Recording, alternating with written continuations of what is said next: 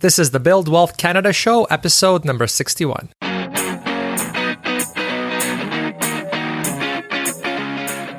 Welcome to the Build Wealth Canada podcast, where it's all about becoming debt-free, accelerating your wealth, and taking control of your money. Now, here's your host, Cornell Schreiber. Hi, it's Cornell, and welcome to the Build Wealth Canada Show. Today's guest is someone that has been, in a way, mentoring me without even knowing it in the field of financial planning. And I say mentoring because I've learned so much from him just by listening to his podcast for years at this point. And his name is Roger Whitney, who is known as the Retirement Answer Man. He's been a certified financial planner for over 25 years. And the one caveat that I will say is that he is in the United States. And so in this episode, I take the knowledge and best practices that he shares, and I translate it so that it's applicable and relevant to us Canadians too. In this episode, we talk a lot about how we can set our investments up so that we can live off them in retirement, whether it's a traditional retirement or an early retirement. And we cover the important subject of how to stress test our investment portfolio so that we can ensure that we don't run out of money in our retirement, and also to see if we actually do have enough to retire. Now, 2 episodes ago on episode 59, I had Jason Heath on the show, also a really good financial planner. And on there, we talked about living off investments using a total portfolio strategy. So if you haven't listened to that, I suggest you check it out over at buildwealthcanada.ca/59, so just the number 59. Now, on this episode with Roger, though, we talk about an alternative strategy called the bucket strategy, which I actually personally feel more comfortable with. Not to say that, his strategy or Jason's strategy is better than the other. It's very much a personal preference thing. So definitely give these episodes a listen, as they'll really inform you of some of the different ways that you can structure your investments so that you can live off them once you hit your financial independence number. Before we jump into the interview, one quick thing that I wanted to mention about accepting sponsors on the show that you hear from time to time is that before I bring on a sponsor, I do actually use their product or service to make sure that it's something that I would actually feel comfortable recommending to friends and family. So I do thoroughly use everything that I actually recommend. And if I'm not happy with it, I don't accept them as a sponsor on the show. So I just wanted to let you know about that, as I don't think I have ever actually mentioned this screening process test that every sponsor actually goes through before they become a sponsor on the show. So with that said, we do have a new sponsor on the show that I had a really good experience with, and it's a service that lets you check and monitor your credit score for free. So my question to you is, do you actually know your credit score? So we all know that checking your credit score can be a pretty nerve-wracking process, as it's an important indicator of your overall credit health. And this is precisely why checking your credit score is so important. So your credit score might actually end up being a deciding factor in whether you'll be approved for a personal loan, a car loan, or a mortgage. And having a good credit score will make it easier to do all those things. Now, knowing your credit score is really the first step to understanding and improving it. And with Borrowell, you can actually get your Equifax credit score for free. In under 3 minutes, you'll actually be able to access your credit score and your full credit report. And it is absolutely free, which is fantastic. So I've personally gone through Borrowell to check my credit score, and it was so much easier and faster than how I used to check my credit score. So obviously checking your credit score periodically is important, even if you aren't looking for a loan, because there's things like identity theft happening all the time and companies getting hacked where your credit card information may get stolen, things like that. And so you really do want to make sure that there's nobody out there that has stolen your information and is now basically wreaking havoc on your credit score, making it really difficult for you to get things like a mortgage or a loan, or making it so that the rates that you are getting on these loans are much higher than what you could get if your credit score was a lot better. So I definitely remember in the past with other companies, I had to either pay to see my credit score, or I could get it for free using snail mail, which basically took forever and was really annoying in terms of all the forms that I had to fill out. And then you have to wait for, the mail to get there, to get to them, and then send things back. And it was really, really annoying. But what I really liked about Borrowell was that, well, one, it was all free, and two, it was really fast because it's all online. So I just put it in my information and I got my credit score right away, and I got the full report, and I got to see the breakdown and all of that. And I could very quickly verify to make sure that everything on my credit score is actually accurate, and so that there wasn't any sort of identity theft or anything like that taking place. So Borwell is 100% a Canadian company, and their single goal in mind is to help Canadians make great decisions about credit. So I definitely suggest you check them out, as why wouldn't you want to make sure that nobody is tampering with your financial accounts while at the same time improving your credit score to get better rates, which they basically offer you suggestions on how you can do that. So definitely check them out. It's over at buildwealthcanada.ca/score. So just SCORE. If you go there, it will basically take you to their page and you'll be able to get your credit score for free. So that's buildwealthcanada.ca/score. Now, as usual, I want to give a big thanks to EQ Bank for sponsoring the show. I'm definitely still offering out my guide for free on the top ETFs in Canada for anybody that opens up a free account with them using my link. And I'll be offering this pretty much indefinitely, and I'll be updating the guide every single year. So even if you're listening to this years from now, you can still sign up and I will give you the latest guide for that particular year. Now, I've been using them for 4 years, even before they became a sponsor of the show. And the main reason is that they have one of the highest interest savings rates in Canada. They are currently offering 2.3%, which is more than double what the major banks are offering. It's also free to sign up and keep an account with them, so you're not paying a monthly fee like you do with many of the other banks out there. And you also get unlimited transactions, unlimited Interac e-transfers, and you can take out your money at any time if you need it. There's no minimum balances or anything like that. And so because of those reasons, I've been with them ever since they launched in Canada years ago, and it's where I keep my entire emergency fund and spending money as well, and pretty much the safety portion of my portfolio. So basically, just about everything of mine that isn't being invested in ETFs goes directly into my EQ Bank account to earn me that high interest. So to get the free high interest account and the free guide on the top ETFs in Canada, just go to buildwealthcanada.ca/EQ. That's buildwealthcanada.ca/ the letter E and the letter Q. Open the free account, and once you're done, forward any email that you get from EQ to bonus@buildwealthcanada.ca, and I'll send you the full comprehensive guide for free. So that link again is buildwealthcanada.ca/EQ to open an account, then forward me any email from EQ to bonus@buildwealthcanada.ca, and I'll email you the free in-depth guide. You do have to use that link, that buildwealthcanada.ca/EQ link, in order to get the bonus. All right, so enjoy. Thank you so much for supporting that show in that way. And now let's get into the episode. So great to have you on. I've been a big fan of your podcast for a long, long time, listening to it a lot. It's helped us a lot with our financial planning on our side. Let's get right into the questions, because I'd love to pick your brain on some of these things. I know I know you're in the US, but in Canada, we experience a lot of the same sort of questions and issues and challenges that you guys do. There's some unique ones, but I figure we can focus on sort of the ones where they're common both in Canada and the US. So let's say you created a comprehensive financial plan with a client. You give them the green light to retire, and they do so. But then a year later, we run into another 2008 scenario, or just a really large stock market decline. When you do your annual or semi-annual review with the client, what's the process that you go through? How do you crunch the numbers to determine if they are still okay or if they need to make some adjustments? The first thing I would challenge a little bit is the idea of creating a comprehensive financial plan. Mm-hmm. Because that ends up being this huge one-time project that seems like it takes so much work and so much time. As soon as it's done, you want to forget about it and just memorialize it and put it on the shelf, which in some ways hurts you in dealing with the fluidity of life and planning. So what I would say is we don't create comprehensive financial plans. We create plans, and I think of it as an ongoing project that you constantly have to iterate, which means it takes a lot less time up front. And it also means that there is a regular schedule of what I call little conversations or huddles, so you can keep collecting new data, not just about the markets and interest rates and all that stuff, but about life and spending and goals and everything. So you can iterate much more quickly than I think most financial planning does. Mm.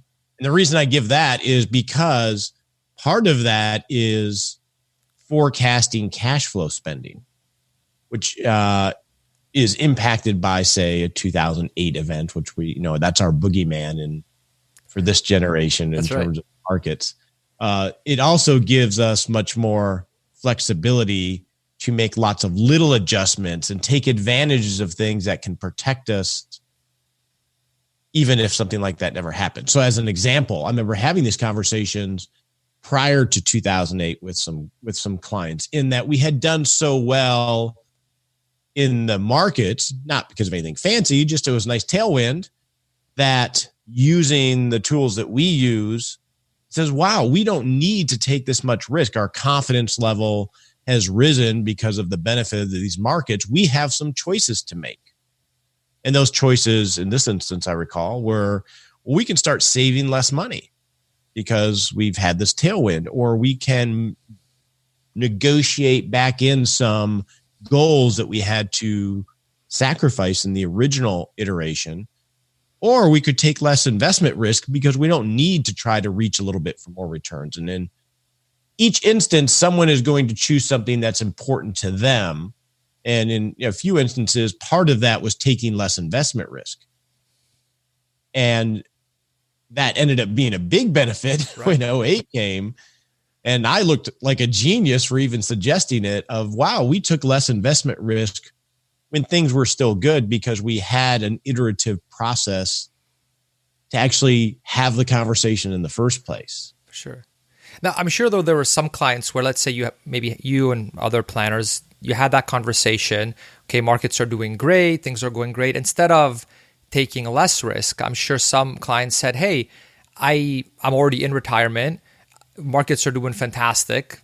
I can actually spend more, right? And so the temporary plan until the next review is, okay, you've stress tested this. We can now spend X $1,000 more per year because our portfolio is so much larger. And so that's kind of that plan, right? And then 2008 hits and it's like, okay, wait, hold on. Now we have to change the plan again, right? So how do you go through it there? I mean, because when I've gone through your podcast and I've read your book, to me, it sounded like, and please correct me if I'm wrong, is that, and we'll talk about the Monte Carlo analysis in the next question, but it sounds like you sort of rerun the numbers using the newest data. So 2008 happens. Now it's like, okay, our confidence level is really low that we have enough to basically stay retired. And so now we make those sort of tweaks. Is that kind of how you do it? Yeah. Okay. So we're rerunning the numbers constantly. Mm-hmm. Every meeting is a total rerunning of the numbers. And my wife and I just came back from the UK. And so we were walking around London, and we hadn't been there in 20 something years. And so I had my iPhone out and my Google map, and I know where I want to go. And I was on airplane mode because I didn't want the data. And I could still see my dot location and where I wanted to go. And so what we did was, as we walked, we started to see when our dot started to go away from where we wanted to go and not towards where we wanted to go. That's how I think of what you're referring to. Is it's not like you rerun it after 08. You're doing it real time, especially in times of stress, to see when are we way off course. Mm-hmm. Because the last thing we want to have is a big conversation about spending adjustments or anything else. I would much rather have lots of little adjustments along the way. So my suggestion would be is, especially during times of stress, market stress, we'll say, or even life stress, when you think your spending is going to be crazy, start to do more iterations to make sure you're not getting too far off course. Because it's much better to have lots of little incremental adjustments than one big adjustment. Mm-hmm. And we just use the tools to tell us when, we're a little off course, but we're still going in the right direction. And then telling us, wow, we just really we have to reroute everything now. Mm-hmm. So that's how we do it. I'm not sure. Is that answering your question? It does. Yeah. How often do you have these little conversations / recrunching the numbers? In a neutral environment, we're doing it every 6 months. Okay. And that's probably still too much. But when markets are bad, you start doing it more. Right. You start doing it, at least monthly, just to see, one, psychologically, and two, just to see if you're getting off course. Now, part of this too is in our planning, we build cash flow tripwires or cash reserve tripwires. So we're always trying to make decisions 2 to 5 years ahead of time from a spending standpoint. So in 2008, and if this is helpful, when we were going through this with clients that did not adjust down their risk, they still lost money during that time anyway. What we already had at the time, the way we were doing it, we had 2 years of cash reserves for planned spending. So any money, quote unquote, at risk was really 2 years plus. And in reality, it was even longer because their portfolio was throwing off dividends and interest and things like that. So we were still sitting, even at the depths of 2008, in a period where we're not really going to have to make any life decisions because we have enough cash to last us 3 to 4 years. Gotcha. And that gives you a much better you're in a much better financial position to make decisions, but also psychological position to make decisions. For sure. Well, especially if someone's retired. I know when we kind of hit that milestone, I thought, okay, I want to I got so used to having so much in equities, right? Because that's what you do when you're trying to grow and retire early and all that stuff.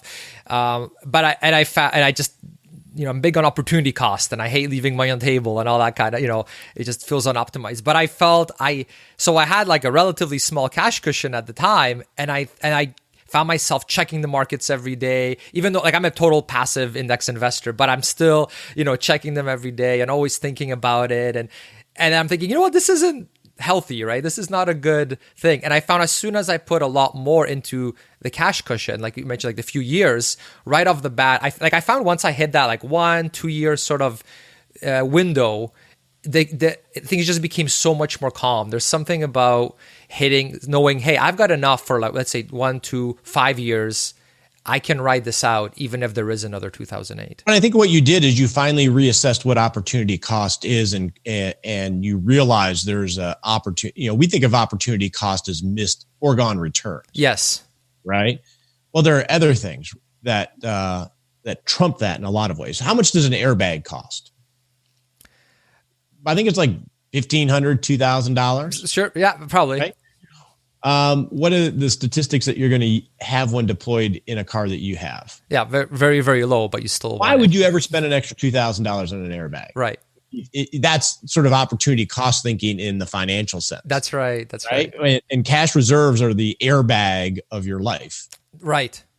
And so now when we work, and we only work with clients over 50, so more traditional, either retiring or we call it pre-tiring, and that in between stage, when they get to that stage where they're leaving their full-time career, our rule now is we want to have 5 years of cash or consumption pre-funded.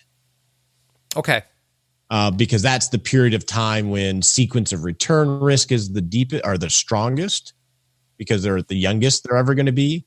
It's also a time of huge life change, socially, psychologically, emotionally, because they're giving up their superpower, which is their ability to earn an income. And so we find that really helps de-risk the portfolio, but also helps them navigate the softer side of things as they get through this life change. And as they get older, if they're comfortable with it, you could actually have an equity rising glide path, which is not easy to do, but we find that having that huge airbag and I guess cushions all around the car really helps with the transition. For sure. Hard part with someone like you or others that are more the FIRE movement is your timeline is exponentially longer. Right. Not only is it just statistically longer, but with lifespans increasing, it could be exponentially longer depending on technology and medicine and everything else. Exactly. So you mentioned 5 years for the type of clients you typically deal with, which is more traditional retirement or 50 plus. They're really thinking about it, right? It's very top of mind at that point. And you mentioned you use that 5 year window. Where would that be different for someone that is an early retiree, let's say in their 30s or 40s? Would you change that for someone like that? I'm thinking here. It depends on whether they're earning any income at all. If they're not planning on earning any income, I probably would keep it that way longer. Mm-hmm. Go 5 years and keep it longer, because your sequence of return risk doesn't decrease. If you go from 30 to 40, you're not decreasing that sequence of return risk much. Okay. I'm just thinking this through because I don't really address that issue typically. Mm-hmm. But then you also have, the bigger risk is inflation longer term. That's the one thing I think with FIRE that I have issue with, or I have concern with, is it's retire early. That's the RE. I guess we better define our terms of what retire actually means, because every person that I know that has done it doesn't really retire. Agreed. It's even baby boomers. When I talk to them about, in my audience, when I survey them, I ask them what retirement means, and I have them use different words. It's never lack of work. It's control of my time and time freedom. And I think that's really what retirement means now, but we still think of it in this traditional sense. Yes. And I think that's really the biggest power. So I think work is a superpower from a financial sense. It is your we call it human capital. 100%. Yeah. And I'm a big fan of what I call pre-retirement, which is, retirement is not binary. It's not work, don't work. It's a dimmer switch that you can manage, and working, but on your own terms, even if it's for substantially less money, it gives you a lot more flexibility in decision-making. It gives you this great tailwind of cash flow coming in, but it also gives you power in the sense that if things start to go bad, you can dial that up. And if things start to, and in calm times, you can dial it down and have more time freedom. And it keeps your skill sets sharp, and it keeps probably even just as importantly, your professional networks current and relevant, so you can have opportunities. Because if you just go all FIRE and you're out of the workforce for 5 years, where your skill sets have atrophied, and just as importantly, your professional network may have become stale, and that's where opportunities come. So I think that's a critical part of it. So I think we don't define it that way, but I think that's what the new retirement is this, I call it pre-retirement, in between stage. Mm-hmm. That's a great point. And I mean, for someone that is part of the FIRE movement, I mean, for everyone I've talked to in this that has actually pulled it off, there's that, I think maybe it was even you that called it was it the retirement honeymoon phase or something like that? Was that your term? I don't know if it's my term, but I'm sure I've used it. I'll claim it until somebody else does. But there's that initial sort of honeymoon retirement phase where even, if you hit FIRE, or even if you don't, regardless where you go and you do the travel, you do all that fun stuff, right? And then people assume that that's what they're going to be doing the whole time. But then after a while, it's like, okay, let's get something else. Let's get some more, more intellectual stimulation going. Let's get more learning going. There's only so many golf games or travel things. You eventually want to sort of check those other boxes in your brain in terms of personal development and education and fulfillment and all that, instead of just drinking on a beach all day. I don't think that. Yeah, and baby boomers experience the same thing. Mm-hmm. Even if you're 60 years old and retire, you go through the honeymoon phase. And they're still looking at 30 years. And we're made to do something. Right. You don't turn that off. Mm-hmm. But I do think the key is, I guess you would call me FIRE, right? I'm 52 and I control my own time, and I have to remind myself when I beat myself up for being so busy, as it was all by choice. Mm-hmm. Yeah, that's usually how it works. Yeah, it's all self-induced. My own age, but it's that control of time, and a lot of this sort of came to the mainstream, and from Tim Ferriss's book, right, the 4-Hour Work Week. And some of the concepts that he didn't create, but articulated and really leaned into heavily. Do you think he works 4 hours a week? Oh, definitely not. He works, probably more than I do. Right.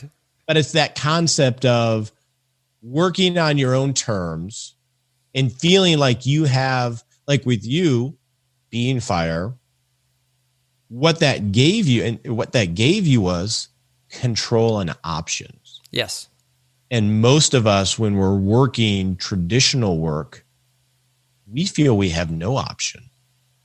And we feel that we are totally subservient to our boss, our master, our company, and we don't have control. If we want to go on vacation, we have to submit a request and count our days. If we want to go to the child's play, we have to ask permission. I think that is what the FIRE movement, or even retirement, they're just tired of the grind, tired of the higher expectations, tired of the reviews, tired of the meetings and the travel and so on. I think that's really what we want to escape. Mm-hmm. But we still have a ton of art in whatever way. What I do, I think of myself as an artist. I think of you as an artist. We still have a lot to give to the world and explore intellectually, and that's never going to go away. I hope not. Yeah. So it's more the ambition is for freedom and choice and being able to choose what you want to work on, type of projects you want to work on, as opposed to like what you said, having to ask if you can go to a doctor's appointment or leave early to pick up your kids or whatever or take on some project that you're really passionate about and hopefully your boss approves it or something like that. So a good example. And if you look at me, I don't know how I look from the outside, but I'm told it's like, wow, I want to have what you have. You got all this freedom, everything else. I work harder than anybody I know, time-wise, by choice though. Yeah. And that makes all the difference. That's different. Yeah. Like you being able to have your podcast, have your book, to have your practice, and choosing to do that is a lot different than someone saying you have to be in this cubicle 5 days a week from this time to this time at a minimum. That's a very different, right. Very different life. Yeah. And it's hard to do that in the traditional work world. And I think in the book, I talk about my friend, and he quits. He works high level corporate, but he quits every 4 to 5 years and then takes 2 or 3 years off. Right. And then gets back into corporate again. That's much harder to pull off, I think, than what we're talking about. Oh, okay. Yeah. Is that so when you were talking about that 5-year window for someone that's in FIRE versus not? So let's assume that they're early retired. They have the 5. They're going to generate some income just to keep, because it helps obviously and keep the network and skills sharp, like you were talking about. So do you think 5 years then in that case is a good time frame for them to write out any 2008 scenarios if needed, or if they all of a sudden want to stop working for a year, that they have that option to do so, let's say, or 6 months or something like that? It's very difficult to answer that question because I'm always data dependent. Mm-hmm. It depends. I'm not a big, what's my number? I think that's a good, like any stereotypical rule of thumb. It doesn't apply to anybody, but it is a general rule. Mm-hmm. Because, and withdrawal rates, I'm not a big fan of. I get it in the academic sense, but that's not really how life works in my experience. Mm-hmm. But it's good to take track of. I can only answer that question, I think, process, strategy, tactics. I keep going in that order, and you have to go in that order to get the tactics end up being self-evident. So to answer your question, it depends. Right. The key is to have a system, because we can't figure any of this out. What we need to have is a process that gives us this framework to recheck and make adjustments early rather than later. And like an airplane, or if you've ever orienteered, you're going to make adjustments and they'll end up being not enough or over adjustments. Then you're just going to keep making those adjustments back and forth along the way, because that's so you said we're going to talk about Monte Carlo statistic modeling. That so in 2008, when we had clients where it was hitting the fan, the decisions were, when our confidence level started to tick downward because the assets weren't growing, they were actually decreasing. even though we were thinking far ahead, what we did is we made lots of little adjustments. Just like you would in a ship, you would batten down the hatches, or a storm is coming. You bring in the chairs and you close the windows. In this sense, I can remember somewheres, okay, well, maybe we're going to slow down the travel, slow down some of the wants and the wishes during this storm, which increases our cash cushion because we're foregoing some of that spending. And then, though, that's where you're going to have more power than portfolio adjustments, assuming you did the portfolio prudently in the first spot. And then as the storm calms, you can bring back some of those things. So when we're defining spending, so we talk about a cash floor. Well, then the next question is, what's the spending part of that cash floor? And for us, we have 3 tripwires. We have, what are our basic needs? What is a good life? Not extravagant, but what is a good life? I still get to go out to eat. I still can have Netflix. I can still have some joys, but it's not extravagant. What's that number year by year? And then what are the wants? The travel, the basic travel that you would like and things you'd like to do. And then what are the aspirational wishes? So when you're mapping that floor, you usually map it with most of the wants and the wishes. And that gives you even more flexibility during storms to dial down the wants and still not feel like you have to forego, joy and the simple pleasures. Mm-hmm. That makes sense. I'm glad you explained it that way, because it makes it a bit more structured and how we can think about it and sort of plan for it. Just have a process, right? As opposed to just, I think it should be this % or this number of years, that kind of a thing. Because when we're making these decisions, we have to remember we're generally under some level of stress. And we are not smart people in general, or very rational people in general, be a better way to say it. We're really not rational when we're under stress. Hand on the hot plate, take it away now. There's no thinking going on. Just take the pain away. And there's a lot of psychological studies that have proven this from a decision-making standpoint. So the key is, how do you, the floors help bring rationality and give you some basis for bringing the rationality back. But generally, when I can remember going through 2008, I'm sure you do, that whole Great Recession,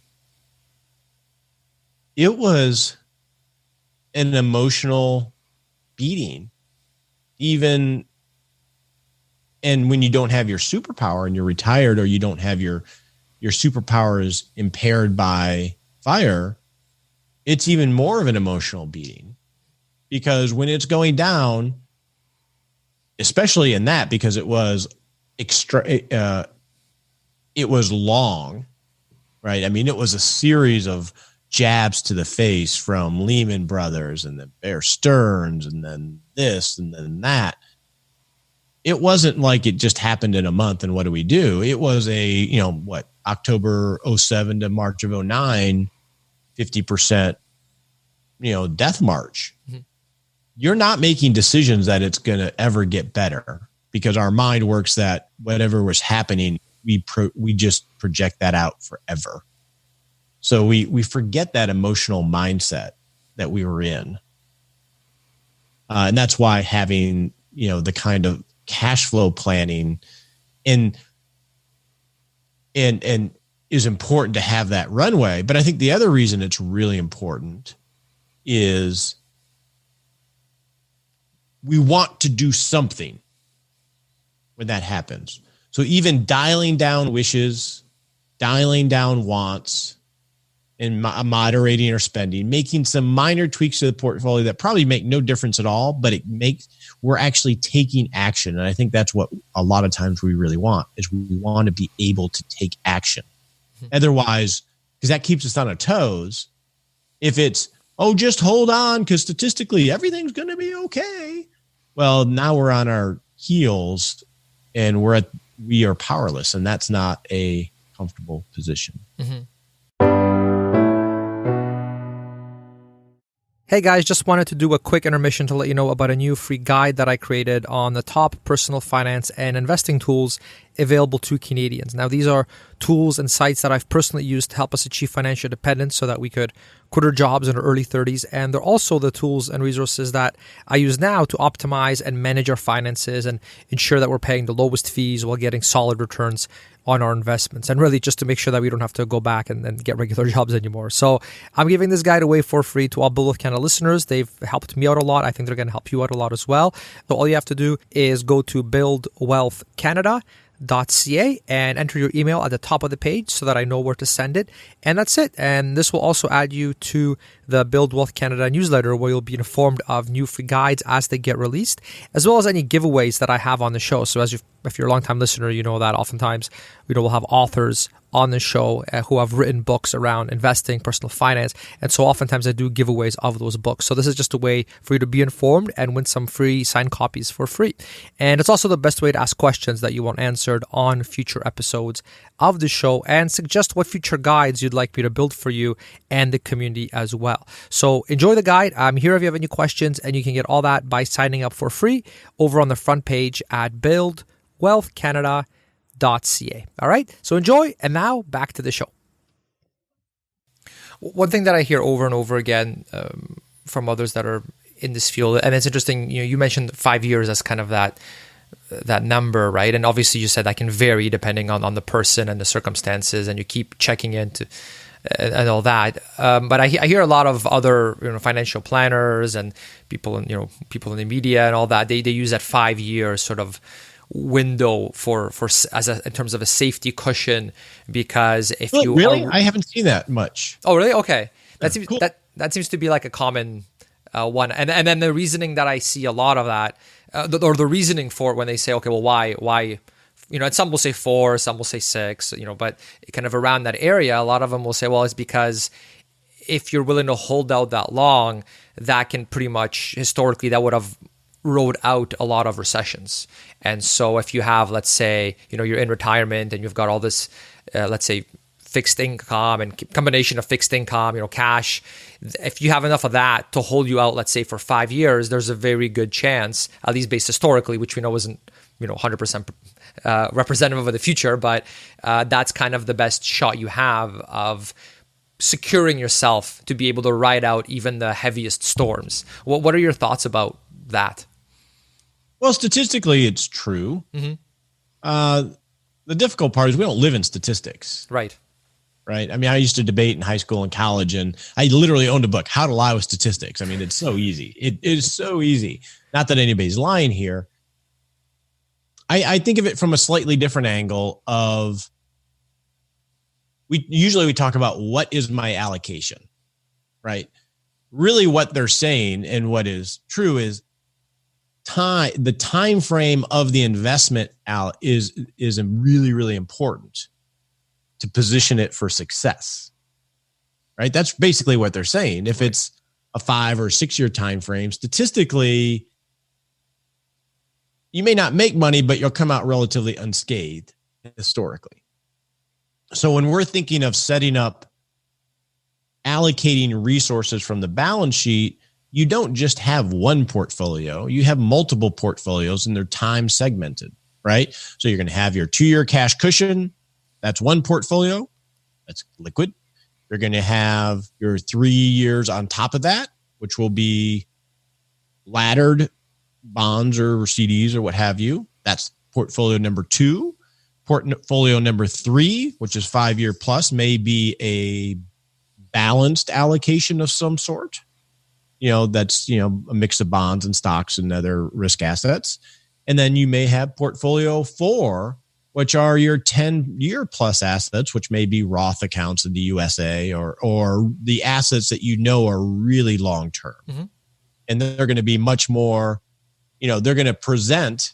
If you just looked at portfolio 4 and the person was 60 years old, you say, why the heck do you own something so aggressive?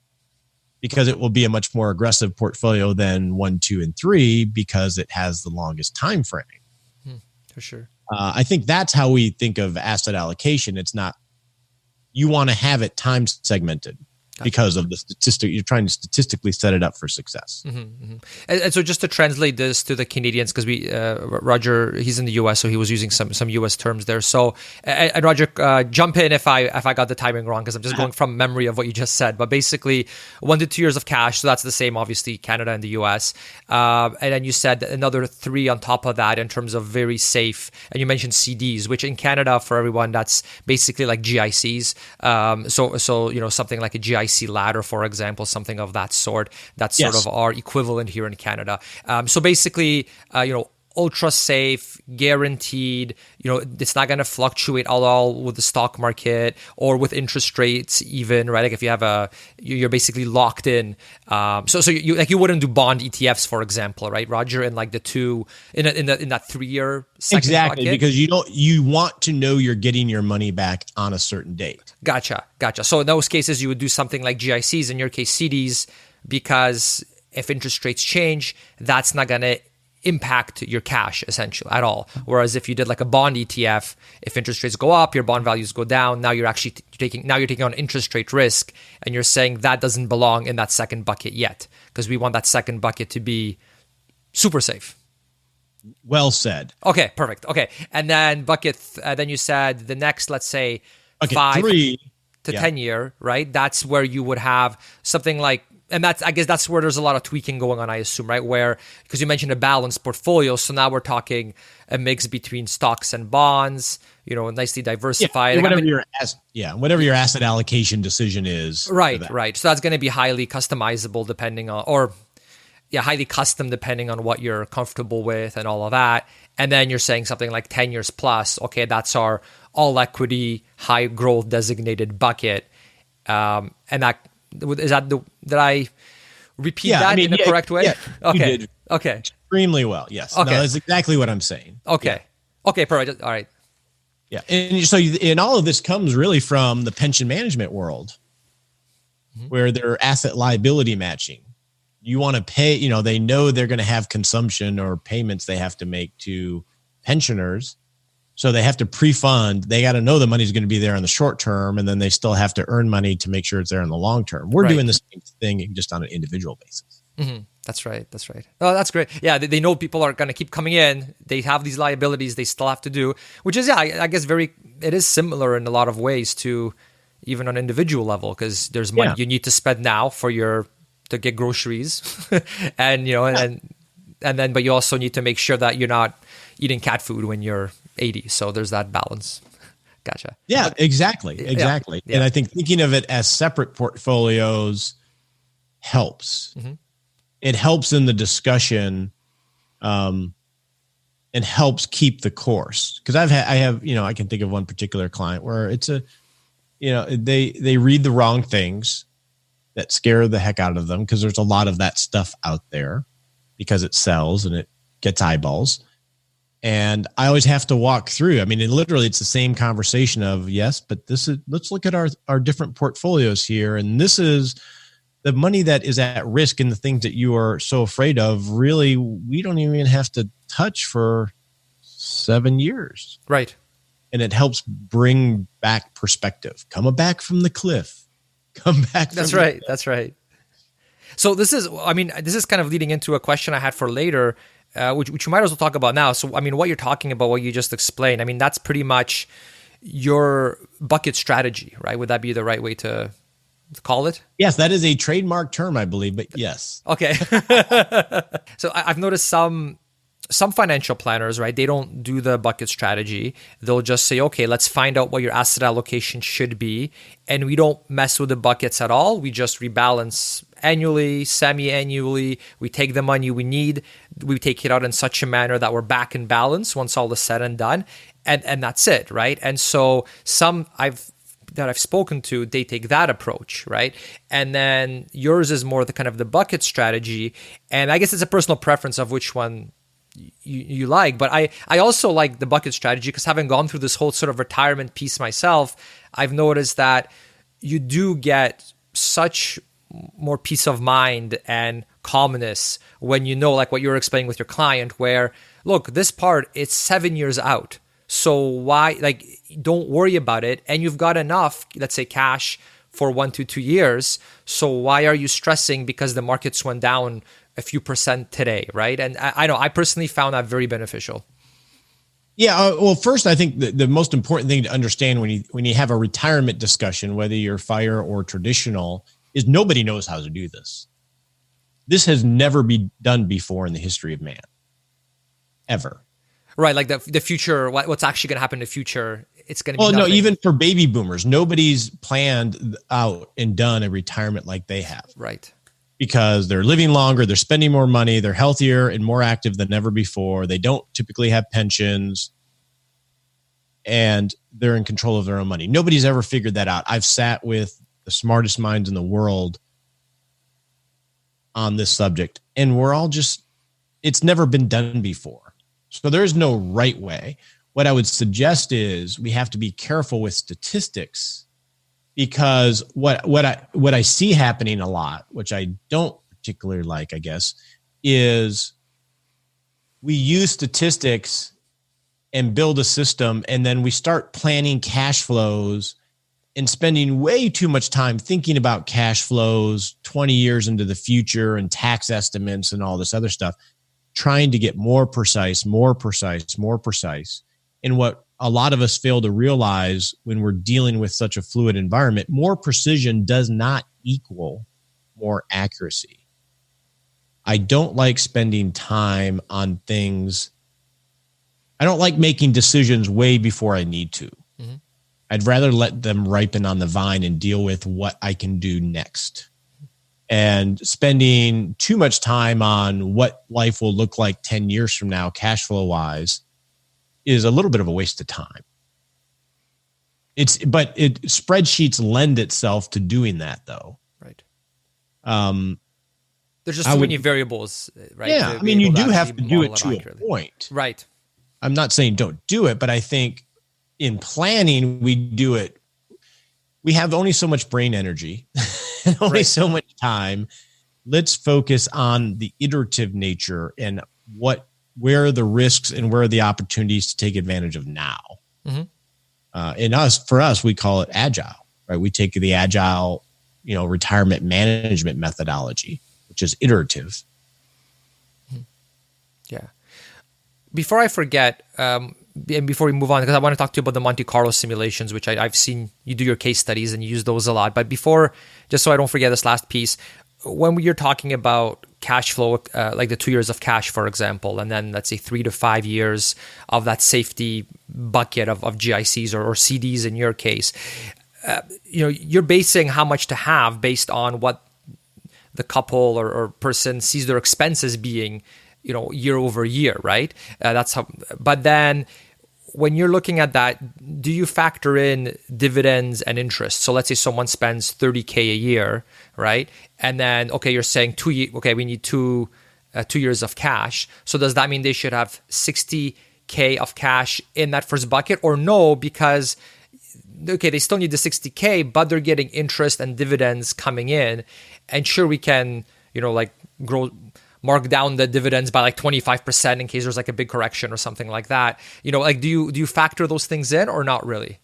Yeah. So when we're building the 5-year floor, it's year by year, and this is spreadsheet based, right? Mm-hmm. It's going to be, and the spending is lumpy because sometimes you're going to do a big vacation. Sometimes you'll need a car. We map out what the spending is for needs, wants, and wishes. Year 1, year 2, year 3, year 4, year 5. We map out dividends and interest that we expect to receive year 1, 2, 3, 4, 5. We map out what income sources we might have, right, through each year. We map out the tax estimate based on the income sources and the dividends and interest in the taxable accounts. We put the tax projection.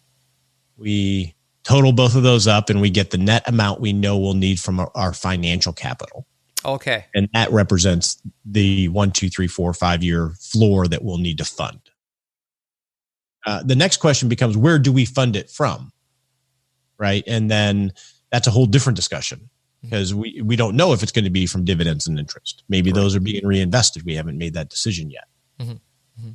Do you guys, for dividend payments in particular, when you're doing projections in regards to that, because they're not guaranteed, because they tend to drop when markets get really bad, do you sort of almost like apply like a discount, percentage to it, where, okay, we're only going to take 25% or 75% of dividends that we got last time because they might get cut by...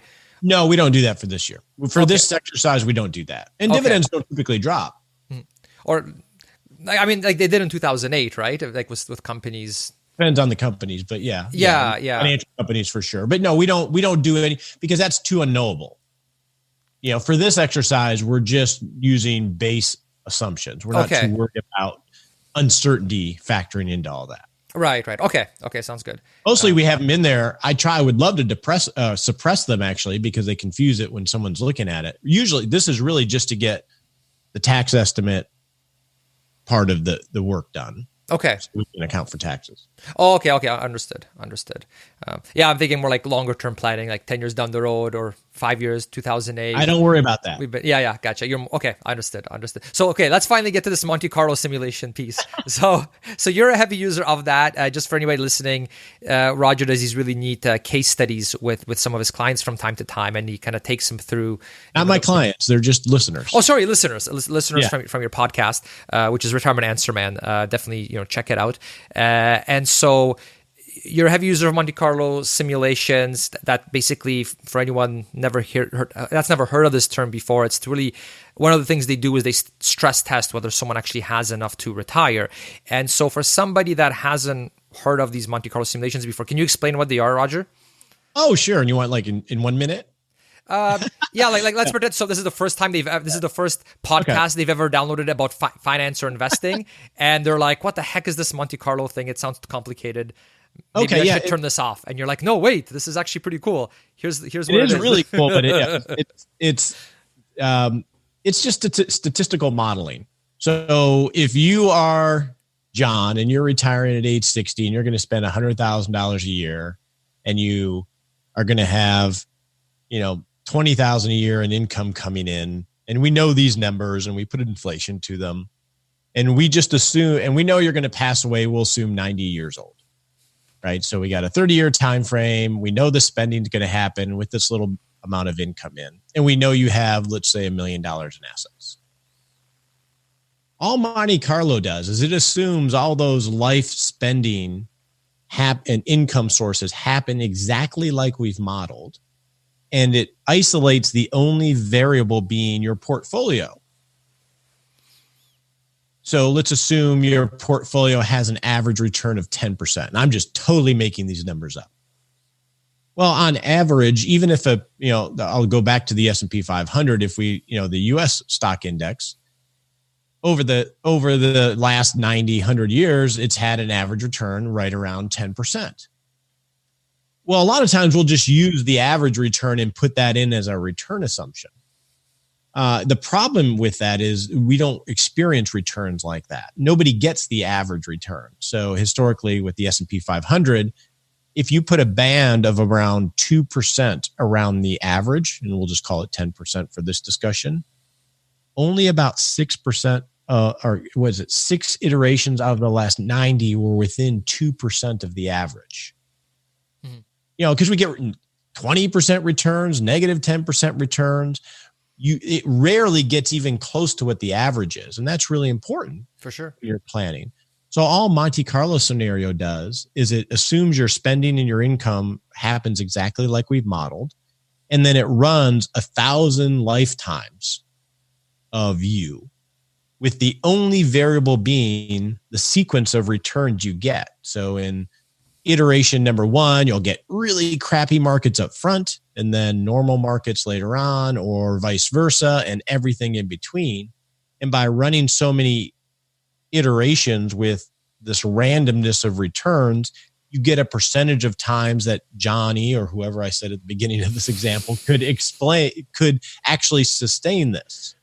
Because when you're retiring and you're taking money from financial assets, it has nothing to do with the average. It has to do with the sequencing of returns. Because if you have, let's say you have that $1 million and you're taking out 5% a year, so that's $50,000. Well, in year 1, if the market goes down by 10%, your $1 million is now $900,000, and you're taking out your $50,000. So that's more than 5%. And now after year one, your $1 million is now worth $850,000. And then you have to take out your $50,000 the next year because that's your spending. That can blow up your plan really quickly if you have all those bad returns. So we want to factor that in there.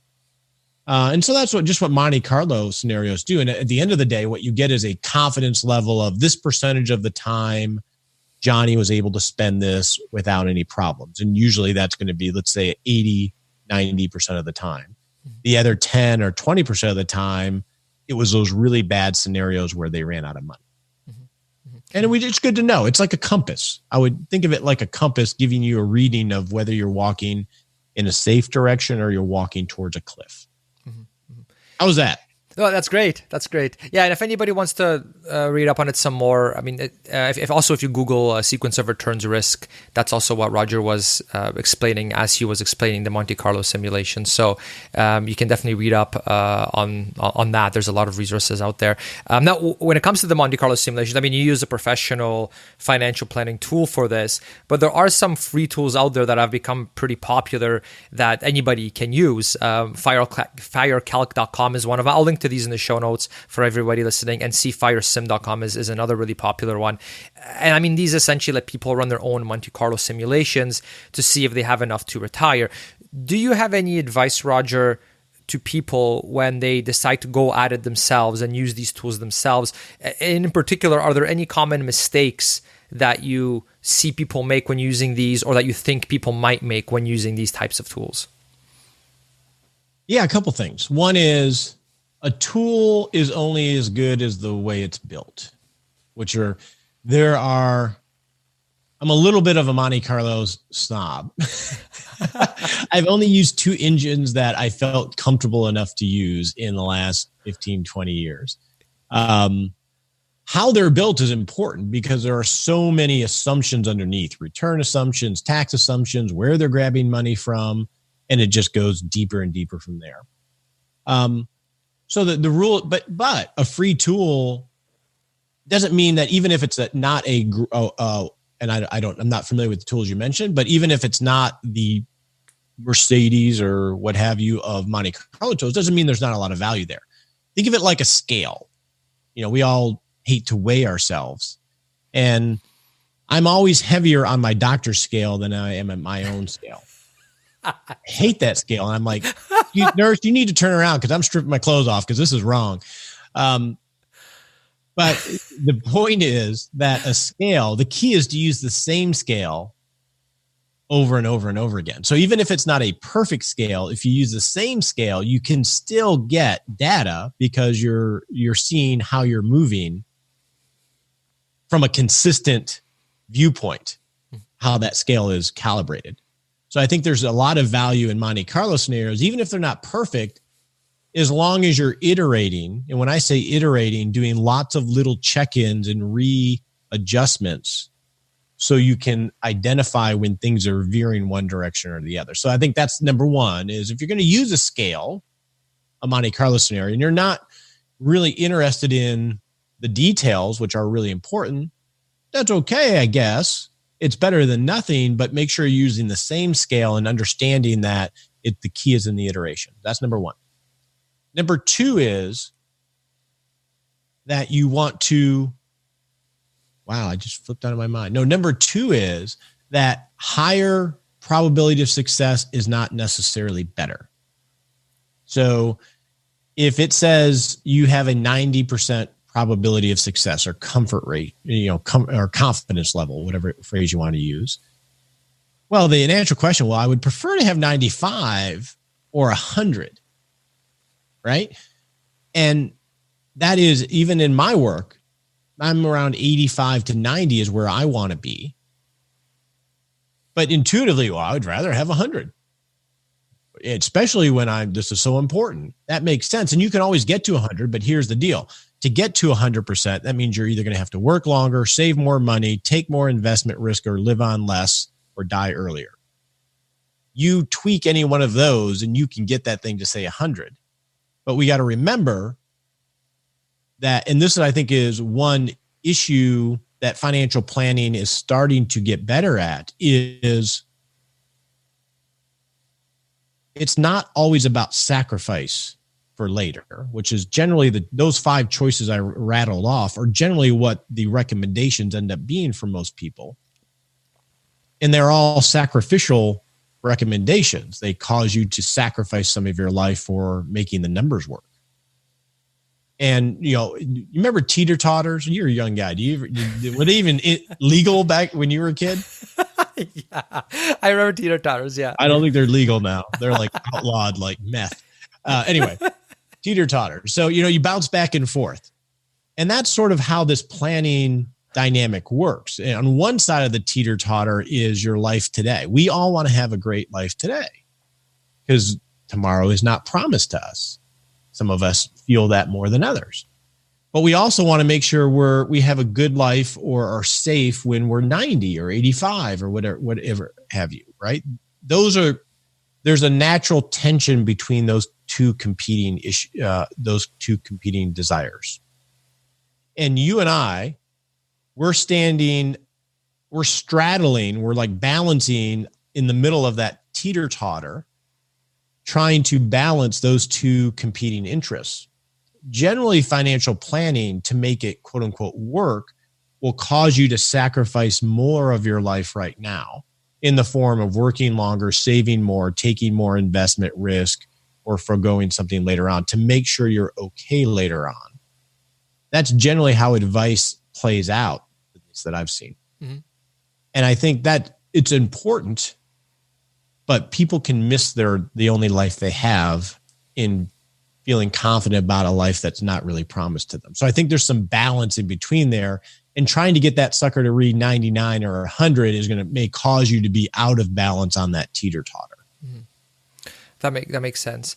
Yeah, I remember reading your book, and you mentioned sort of that 85% confidence that you like to use, and you just mentioned 85 to 90 for your when you're working with clients and when you're running these simulations. But a lot of the things I see online, they're saying, "Oh, you need like 95, like aim for 95%, aim for 100%."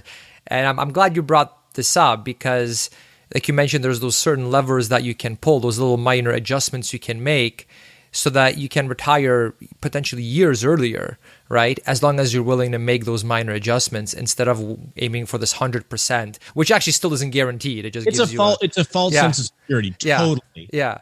And some of it depends too on, are we talking needs, wants, and wishes we're measuring here? What I like to do when I stress test is, okay, everything hits the fan. Let's look at the different tripwires. How much of my wishes, where's the Monte Carlo scenario on that? Where's the Monte Carlo scenario on my wants and needs? And where is it on my needs? And in where that, every decision, it all depends, just like a doctor says, on the situation. Because if some people have guaranteed income sources, some people have a lot of fluff, then maybe you can skew higher. A lot of that really does depend. I always tell the story, and I think I told this in the book, about, look, at the end of the day, you may have to live in a trailer. Not that a trailer is bad, but assuming you're not, seriously, they're not. But most of us don't live in trailers, right? We live in houses or something that we designed that fits our lifestyle. And the thought of living in the trailer is you may have to have everything go wrong and sacrifice a hell of a lot in your life. And there's not a dang thing you can do about it, ultimately. The key is that if you have a good process with the strategy that get you the tactics and you're very intentional in iterating, you don't want to have to go from your life as you have it right now and wake up tomorrow and say, oh my goodness, I have to blow up everything and go straight to the trailer, metaphorically. Mm-hmm. Much better to iterate and make lots and lots of little adjustments to make the best of things. And if you ultimately get to the trailer, it's going to be an iteration. It's not going to be blowing up your life, because whether it's the markets, inflation, your health, family dynamics, all of those things, there's no way to handicap what could happen. Mm-hmm. The best we have is to be really intentional about creating a great life and iterating. And I think that's where all the focus should be. That's great. Yeah, it makes me think of the people, the 4% rule, right? And I think a common mistake that some people make when they first hear about it is, oh, okay, so I can take out 4% a year, and I'm basically guaranteed, and everything is great, and I can just, I'm done. Basically, I don't have to look at this ever again. And then if they get a bad sequence, depending on their personal scenario, it could be that, okay, you just did this, you took out this 4% blindly, and then now, let's say things go really bad in the markets, you may now have to do the trailer option. Whereas if you kept revisiting it, kept making those minor adjustments like what you're talking about, maybe you wouldn't have had to do that. You can't be just kind of put your head in the sand and not, just ignore everything. You have to actually make these adjustments and revisit and tweak accordingly. Would you say that's fair? Yeah, it's the same. I always say it's just like a marriage. In a marriage, I've been married 29 years Tuesday. Congratulations. Yeah. We just had our 10 years, so you're a good role model for us. But it's like how you have a good marriage. It's exactly, in my mind, exactly the same thing. The key to a great marriage is not to have any big conversations with your spouse. The key is to have lots of little conversations, some of them uncomfortable sometimes, that you might want to put off or not have. And if we put those off and we don't have them, they don't go away. They just compound over time and create a big conversation. The key is to have little conversations so you don't have to have those big conversations. That's exactly the same thing. Sometimes saying, we need to, tighten our belts a little bit because we're in a storm. Well, that, tightening your belt means maybe not going to Italy or not buying that car and delaying that and things like that. Well, that's uncomfortable. We're a want it now society. But those little conversations ignored, where you keep spending while the storm gets bigger and bigger and bigger, is going to result in a big conversation. Mm-hmm. It's the same dynamic. Yeah. Yeah. So on the married side, if it could be, you don't have these conversations and then one day they just say, okay, I want a separation now. And you're just like, oh, well, wow, that's very drastic all of a sudden, but it's that accumulation, right? And I guess in transferring this to a more of the financial planning space, it'd be more, I assume, like you just keep doing things blindly. You're not having these conversations. And then one day you're like, oh no, I need to sell my house in order to fund, and downgrade. But I don't want to sell my house. I love this house. My kids grew up here. I have memories. I never want to move. But now I'm forced to because I didn't make those minor adjustments, when I could have. And now it's too late. And now I actually need the capital. I have to move, to some smaller condo or something, even though I don't want to, kicking and screaming, but there's no choice. Would that be kind of a... Oh, I think that's perfect. Yeah, okay. And in fact, usually what the scenario you just laid out, it's typically coupled with spouses and money, because usually it's one spouse managing the money and hiding the storm from the other spouse and then having it all unravel. Money is a big reason, and talking about money is a big reason for divorces. And what you just described plays out in marriages all the time. Because they're not having those little conversations and they're not working as a team. I went through this when, this is now 14 years ago. I had that scenario and I handled it miserably. I had just left a major investment firm and my wife was home, not working, 2 small kids. And we were like a startup. We were like WeWork right now, burning cash like crazy. We were deficit every month by a lot as I started a new business. And I was not the man I am today in the sense of informing my wife of what the journey that I was on or we were on and where we were at, because of partly shame, partly wanting to please her and not say no, and partly wanting to be able to do things with our kids and all this other stuff.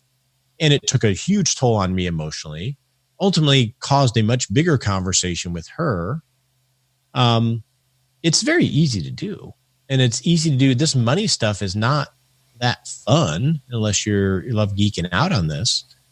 And so it's just really easy to do. It's important to have and the more you have systems and work as a team, because the quicker you identify opportunities or risks to act on, the better off you're going to be, and the more you can really make the most of this life. Mm-hmm. Mm-hmm. That's great. No, that's great. That's really good advice. Just to finish off the kind of the Monte Carlo subject that we started as well. A lot of these, not all financial planners and financial planning software do Monte Carlo analysis stress tests, the way that you do and the way that many other people do. And the most common alternative that I've seen is that in the financial planning software, the financial planner just enters what rates of return they expect the client to receive for the different years when they're doing the retirement projection. So they may have a higher rate that they use when the client's younger, and then maybe, make it a bit lower, to provide a bit more, fixed income as they get older. So when using this alternate method, how should listeners of the show ensure that their financial planners are actually stress testing the retirement projections to ensure that they still have enough to retire? Because like you mentioned, right, it's not like a linear thing where, we estimate 8% a year or 10%. So let's just, fill down in Excel across the board, and then we're done. Obviously, if there's a major recession, things can really go bad. So, is that why, I'm assuming you use Monte Carlo analysis because it helps to test that out? But for those that don't use it, or for any listeners who have a financial planner and they've never been taken through a Monte Carlo simulation at all, how can they make sure that their planner is factoring these things in, like using a lower rate of return, for example, just as a safety or something else? My first reaction, find a new planner. Oh, okay. That was my first reaction. Yeah. And, because for a couple of reasons. One is the kind of returns you're talking about. Let's assume, okay, well, we think we're going to get 7%, but we'll be safe. We'll only get 5%, right? Mm-hmm. That's generally the adjustment we make to be safe.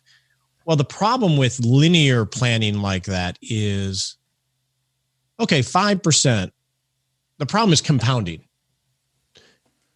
If I be safe and get 5%, but I get 5% every single year for the rest of my life, that compounds. We don't appreciate the compounding effect and how that will potentially drastically overestimate the success. Right.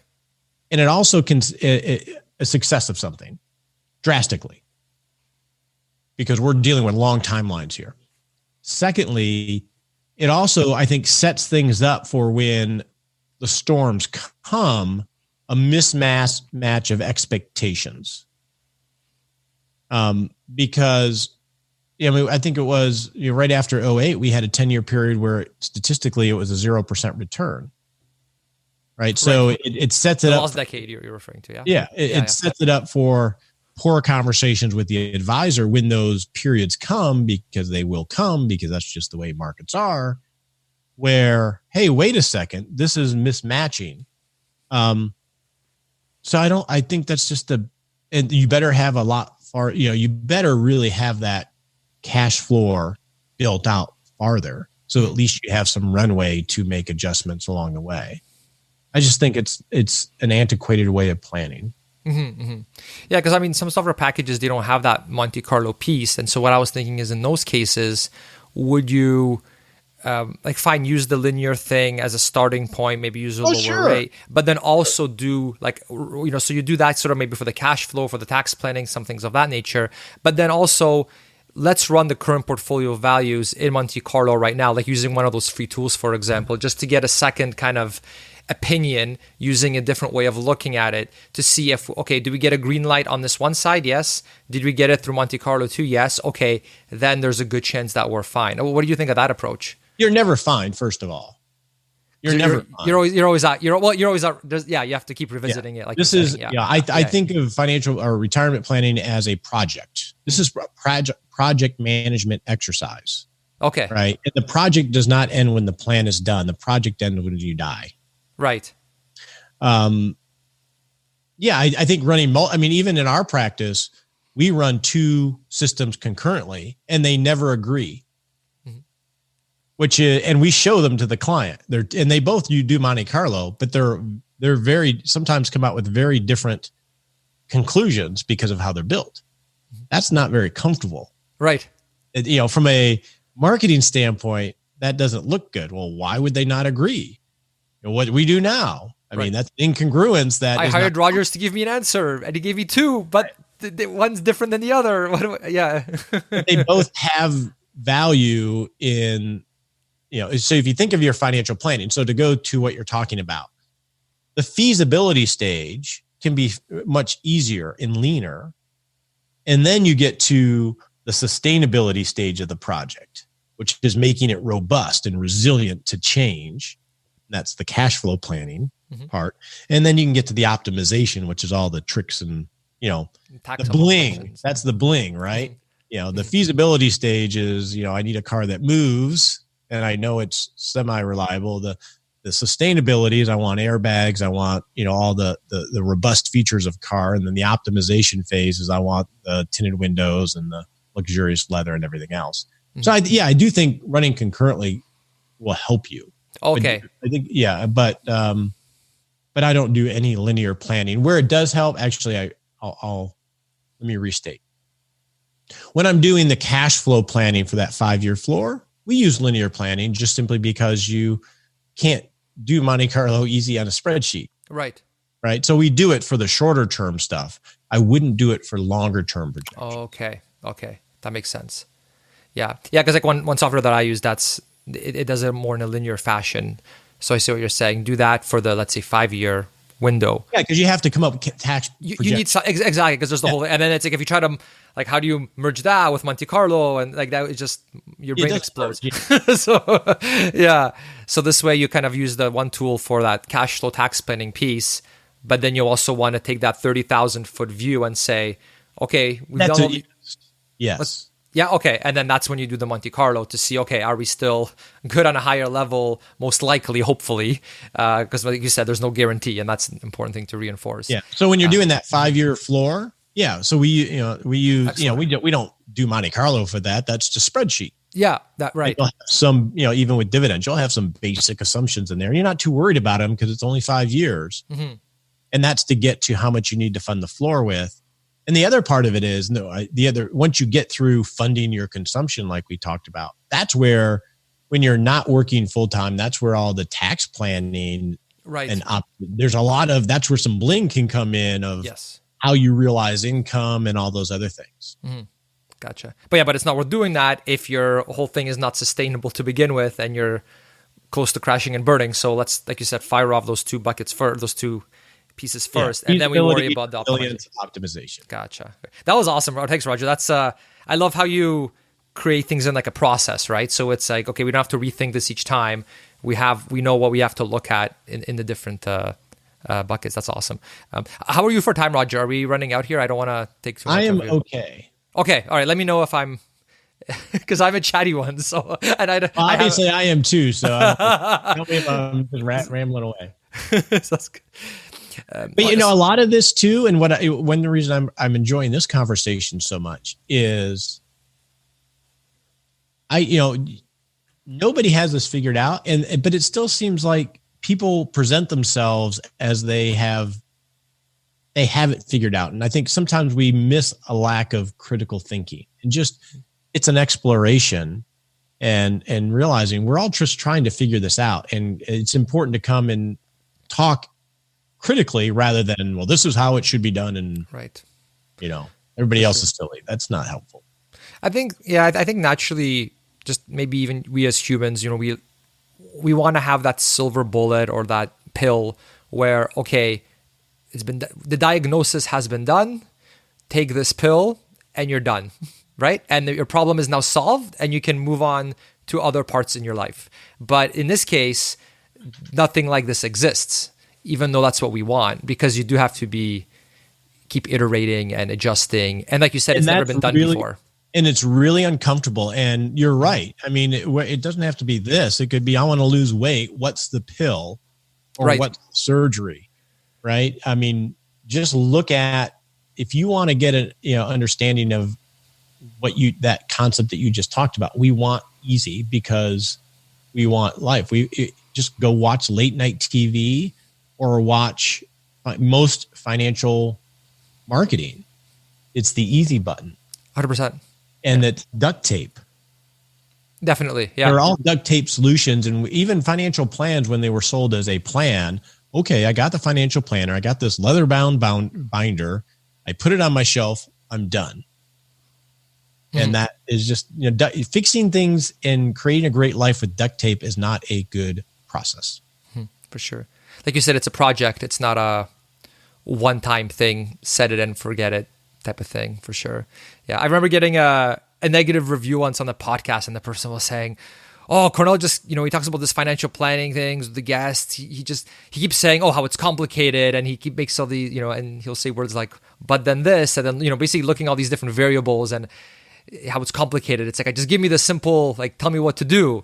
And I think and I remember that really stuck with me, because there is no silver bullet that will you can just say, like 4% was a good example, right? You can't, if you're a good financial planner, you can't just say, yes, take 4% every year forever, and you're guaranteed to not run out of money. I mean, even ethically, you can't say that if you know what you're talking about, because there's just way too many assumptions, built-in caveats. And and the other factor about that, is most people, I'm talking about baby boomers now, that I encounter, they want to front load their life.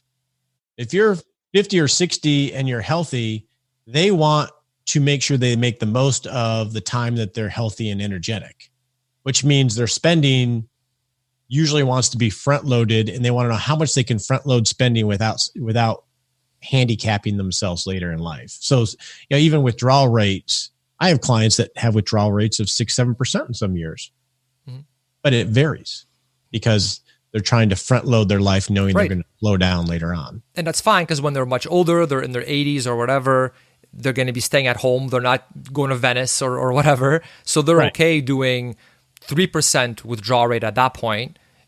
And they're happy to do that because they're okay spending a lot less then. But now while they're healthy, they want to, kind of maximize their life, and they're happy to take that higher withdrawal rate. Right. And without a good process, what ends up happening is they play it safe early because they're so worried about the future. And then they get to be 80 and realize, oh crap, I'm going to die with a lot of money and I don't have any energy to do anything.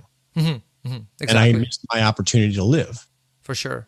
Yeah, then you get into these tragic scenarios, right, where someone gets a health problem, and so they had all these plans to go scuba diving all over the world or biking over the world, right? And then they're just saving and saving and saving for it, and then they finally get there, and it's like, oh, I now have, whether it's a bad knee or maybe some medical condition, and I can't even travel anymore.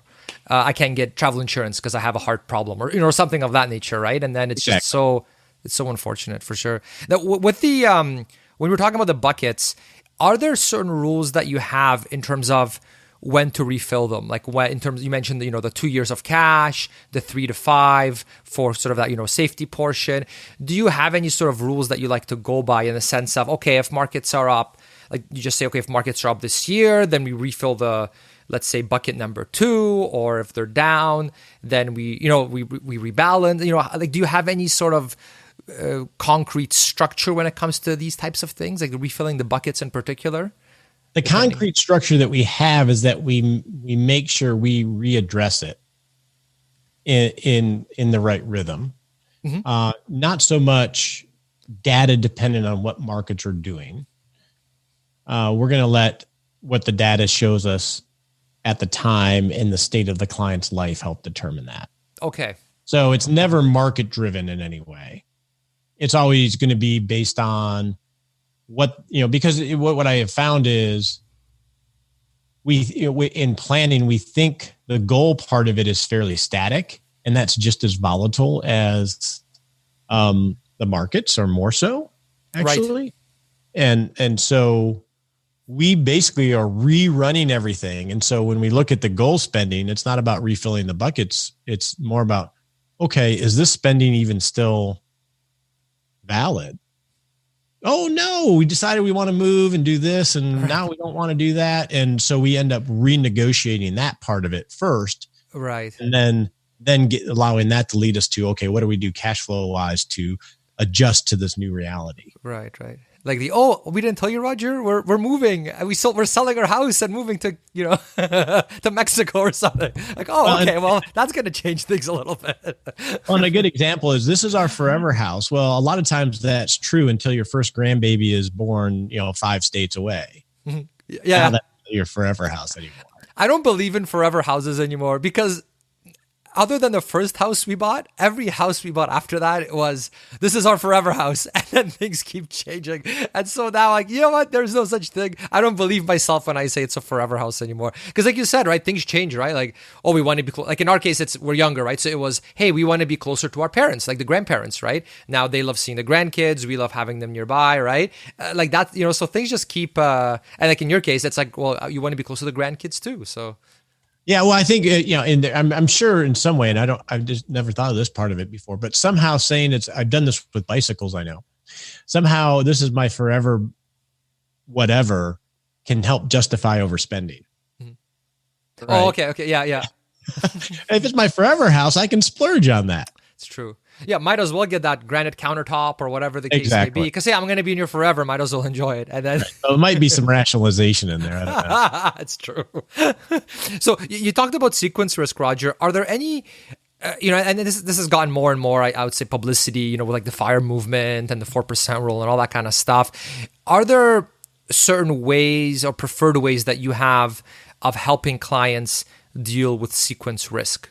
We've talked about them, the cash floors. Right. So that's kind of the primary piece that you use. Well, and the other part, that's right. And then the Monte Carlo analysis, that piece as well. Yeah. So that with the cash floors.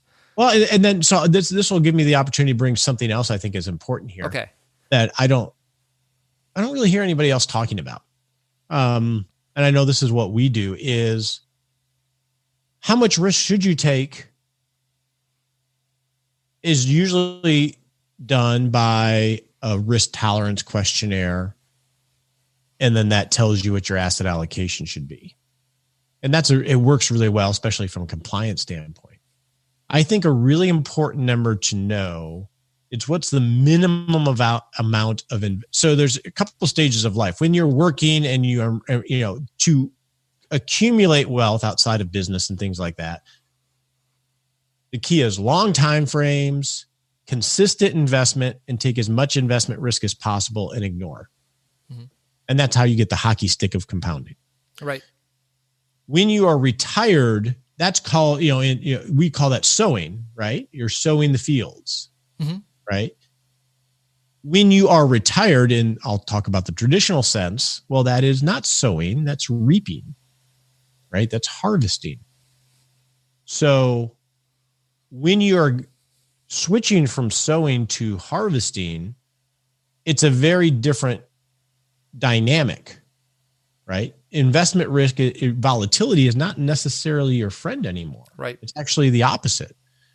So I think it's a very healthy exercise when you're figuring out your asset allocation, is to understand once you've done the work of this is my ideal life, I know it's feasible. One way to help make it sustainable are the buckets, and the structures that we've talked about. But another way is to understand what's the minimum effective dose of investment risk I need using the tools that we've talked about to feel comfortable that I can achieve this life, right? Because that's what harvesting is. It's not about optimization of statistics and markets. It's about optimizing your life while you harvest. So what's the minimum effective dose of investment risk I need to position myself to achieve this life? Now, this is going to freak you out because you're an opportunity cost guy from way at the beginning of this conversation. It could be no stocks at all if you're well overfunded financially. My heart just skipped a beat, but it's okay. Keep going. It could be. Now, I'm not suggesting that you do that, metaphorically saying you don't necessarily have to bury it into the ground, but some people want that. Mm-hmm. And I think it's important to do some analysis of what is the minimum risk. Because, what's the reasons to take risk?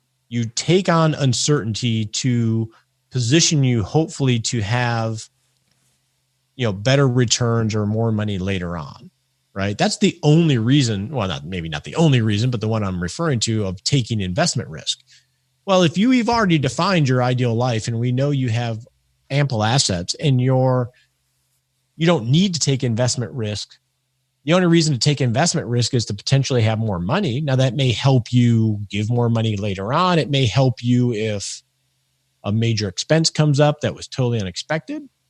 But it's important to know what that minimum effective dose of risk is, and then make a conscious decision of how much you take above that to potentially protect you against inflation or protect you against, major medical expenses.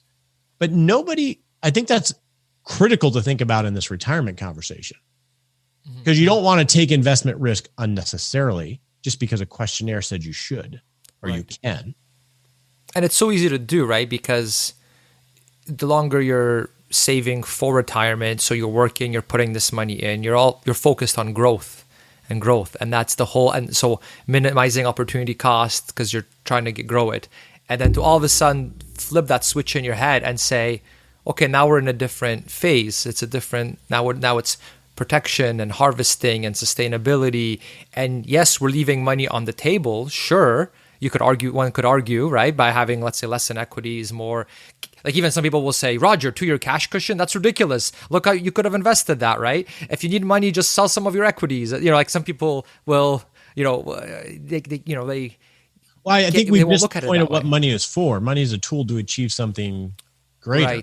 Right. And especially us math geeks, it's all about optimizing the numbers. Yeah. Sometimes we can't get ourselves out of our spreadsheets to think about life.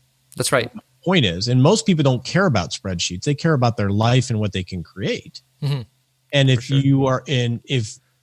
you don't need an 80-20 equity bond mix, you really could do fine with the 30% equity, 70% bond risk, and have everything your life desires and not have to potentially go through bad markets that could blow up your plan.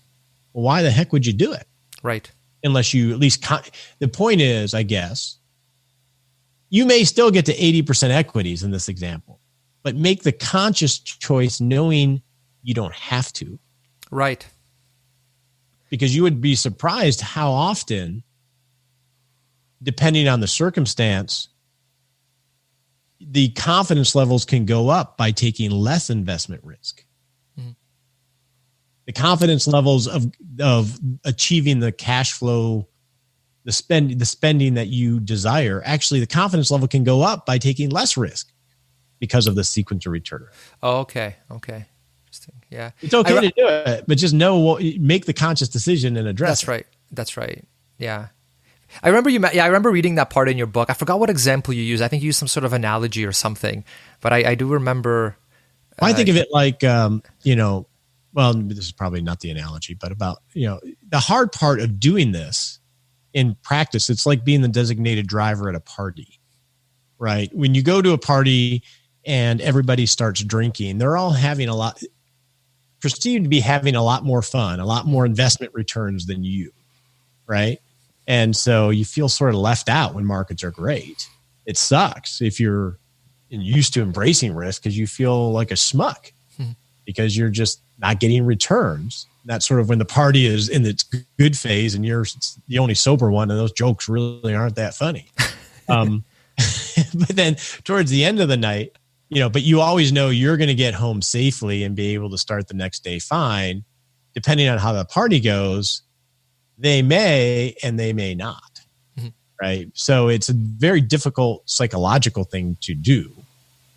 I don't think that was the analogy in the book, but I think I like intentional decision making for sure, rather than it's sort of like long-term care when you think about that. We don't have to do anything, but let's not do anything intentionally rather than by default.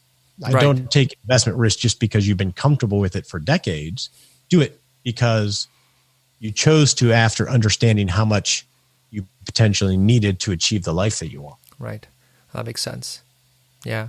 I'm still giggling. I didn't mention this earlier. I'm still giggling a bit when you said Monte Carlo snob. That's the funniest thing I've ever heard. I've heard of, a coffee snob. I've heard of, the different, but that's how I know we're in good company when you say, "Oh, Monte Carlo snob." It's like, all right, I'm sure we could talk for hours now. So that's great, Rogers. I just had to mention that. I was trying not to burst out laughing too much. So let's talk about you a bit more. A lot of listeners of the show, they are do-it-yourself investors, and you've built a really great online community of do-it-yourself retirees as part of your Rock Retirement Club, which is relevant to both Canadians and people in the US. And I'm sure you can speak to that. Can you tell us more about the Rock Retirement Club that you've started, that you're running, as well as a bit more about your podcast, your book, and where can everyone learn from you? Yeah, so RogerWhitney.com is sort of the home of everything. And so we have the Retirement Answer Man podcast, which we've had for 5 years or so, just under 5 years. And it's just changed my life and just been a beautiful thing of being able to help speak into the life of others. And the Rock Retirement Club was born from that. So for me professionally, we have a practice where we're not trying to grow substantially. The point of the podcast is really to noodle on all of this stuff and figure out not just the hard stuff, but the softer side. And so the Rock Retirement Club is a club mainly from listeners to the show, where together we walk a little bit of life together. So the motto of the club is walk with the wise and become wise. And what we do in the club is hopefully we're building out world-class education on how to actually do retirement and help people connect the dots with all of this crazy stuff. And it's so complicated. And that's my role, and my team's role is helping create the content and the education, and then empower people by giving them tools and resources to know what dot to focus on and how to take action on it. So we create world-class education. We empower people with tools and resources. And the last part really wasn't really going to be factored in as part of it. And it's ended up being probably one of the biggest parts of it, is inspiration from walking life with people that have the similar mindset. They're intentional, they're creative, they're kind, and they're all in the same season of life. And the amount of sharing and support of being able to ask somebody, like, if, within a month of the club starting in January, I had coffee with someone who was driving through that was in the club. And they said, Roger, we had just retired, and just being able to talk to so-and-so, who is pretty much who we are, but they're 3 years into it. Just and had the same spirit, it gave them affirmation that they weren't crazy. Mm-hmm. And I think being surrounded by like-minded people that are all on the same journey, but at different stages, there's a lot of power in that, because a lot of times it's very difficult to have these conversations, either because the people around you are not as intentional, or it's hard to share things with your social network. Whereas it's easier to talk to somebody on an airplane, right? Right. You're not integrated as much. That's been one of the most beautiful things that I've seen. In fact, we're having, and this was all them drive, we're actually having the Retirement Rodeo Roundup, like our first mini conference in Fort Worth. And it was all like, hey, Roger, let's do this. So I'm like, okay. And so we're having our first conference in a month or so, and it's all driven by them. So it's been it's the whole Rock Retirement Club is going. You guys basically are. Yeah, there'll be about, there's going to be about 30 people flying in. There's about 260, 70 people in the club as of now. We started in January. And about 30 people are flying in, and we're going to have a whole day of content and fellowship. So that's great. That's what the Rock Retirement Club is. That's so helpful. Yeah, I can definitely speak to having others having the ability to talk to others that are in a similar situation than you, especially when it comes to retirement, is so helpful. I know I think you might know them, Christy and Bryce from Millennial Revolution. You might have heard of them. They're involved in the FinCon community and all that. But I remember, before I pulled that early retirement trigger, they were already retired for, I can't remember how long when I pulled it, but it was, they already had some experience in it, right? They already had the experience of quitting their job and, handing in that resignation and stress testing everything to make sure you're not getting a heart attack the next day after you've submitted your resignation. And I found that so helpful, just to talk to Christy, and she, it was almost like therapeutic, just to kind of make sure you've got your I's dotted, T's crossed. And so, I love how you're doing that with the Rock Retirement Club. Well, and it's really hard in this space too, because there aren't very many safe places. Right. Most financial education outside of shows like yours and it's getting better. Most financial education from the industry is always leading you to something, right? It's always leading you to a potential sell of something, product, a course, or something else.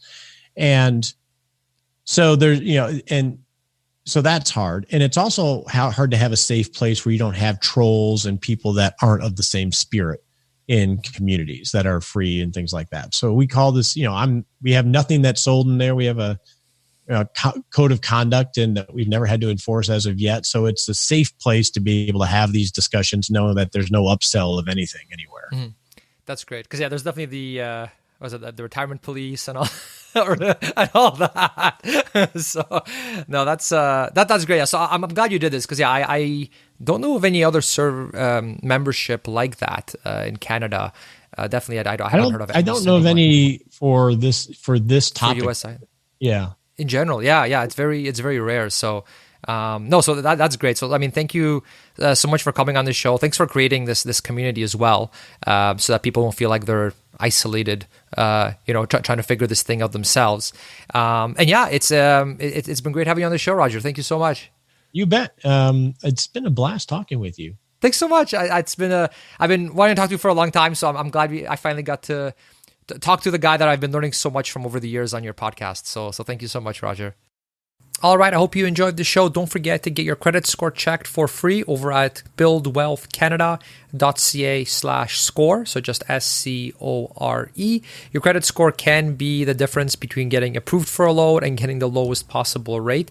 And even if you aren't planning on taking out any loans, you really should check your credit score periodically, just to make sure that nobody has gained unauthorized access to any of your financial accounts and is now wreaking havoc on your credit score. So you can get the full report for free by going to buildwealthcanada.ca/score, and that will take you directly to Borrowwell, where you can enter the information and get all of that for free. All right, so I hope you enjoyed that. I found it really helpful and a lot easier to do than all the other methods I've tried in the past when it comes to checking my credit score. Also, don't forget to get your free guide on the top ETFs in Canada if you haven't got it already, where I go into detail on what I invest in and why. And to get that, just sign up for a free savings account with the bank that I use, which is EQ Bank, where they have one of the highest interest rates that I've been able to find in Canada, sometimes even more than double what the other banks are offering, especially the major banks from what I've seen. Plus, you get free unlimited Interac e-transfers, which is super convenient for sending money, and unlimited transactions with no fees. So to get the guide, just sign up for EQ Savings Plus account using the link buildwealthcanada.ca/EQ. That's buildwealthcanada.ca/the letter E and the letter Q. And then send me any confirmation email that you get from them over to bonus@buildwealthcanada.ca, and I'll email you the full guide. All right, so thanks again for supporting the show in that way and for tuning in, and have a great week. Thanks for listening to the Build Wealth Canada podcast at www.buildwealthcanada.ca.